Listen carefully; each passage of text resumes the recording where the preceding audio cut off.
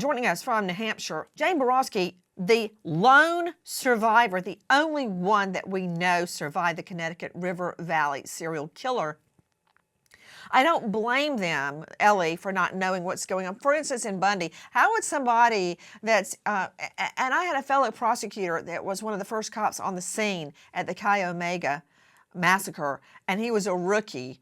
And he said, he told one day that he said something like, stay calm, your friends have been brutally murdered upstairs. And of course, they all started screaming. He was a rookie that was sent to the scene.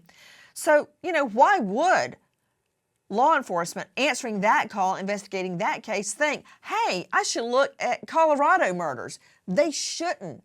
It's not in the same database. So Bundy went on a nationwide spree, and I submit there are still unsolved murders of Bundy's victims. But what I do blame them with, along with Jane Boroski, who lived to tell the tale, is telling people, don't look at the man behind the curtain. Don't look over here. Look over here. There's not a serial killer, but they won't say why, Jane.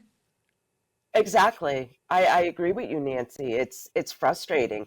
I get that there's different states involved and all that. But I mean, come on, let's be honest. This is suspicious. And I don't see a reason why they can't elaborate that these cases are suspicious.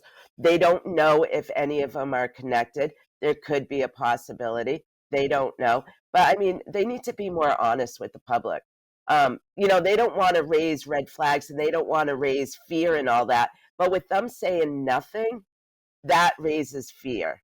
That's suspicious. What happened in your case, Jane? With me, I had left a fair. I lived in a very small community in New Hampshire, and I left a fair, and I was driving home that night.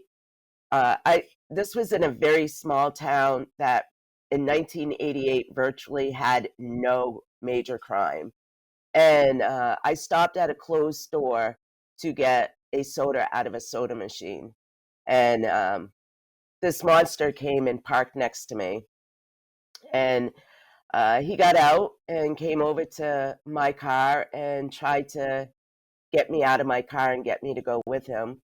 I fought. I refused to go with him. And as I was trying to get away from him, he ultimately tackled me down and stabbed me 27 times. Tell me about drawing this sketch of him. Well, I was in ICU. This was drawn approximately 2 or 3 days after my attack. I was in ICU. I was on an incubator. I had 2 collapsed lungs. He sliced my jugular. He sliced my tendon in my thumb, sliced the tendon in my knee. And the detectives came in with this box of slides, different eyes, different faces, face shapes, different mouths, different noses, different hair. And so they show me a slide, and that whole composite was done by me blinking once for yes and 2 for no. And that's how that composite was created.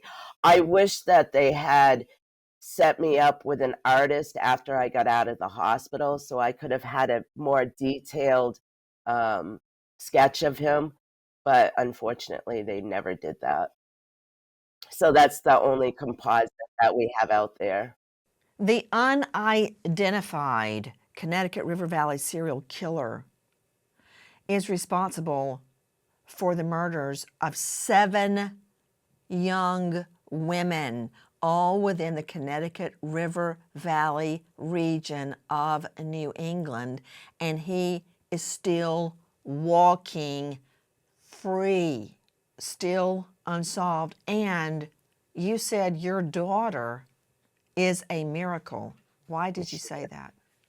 I was 7 months pregnant with her, and she survived.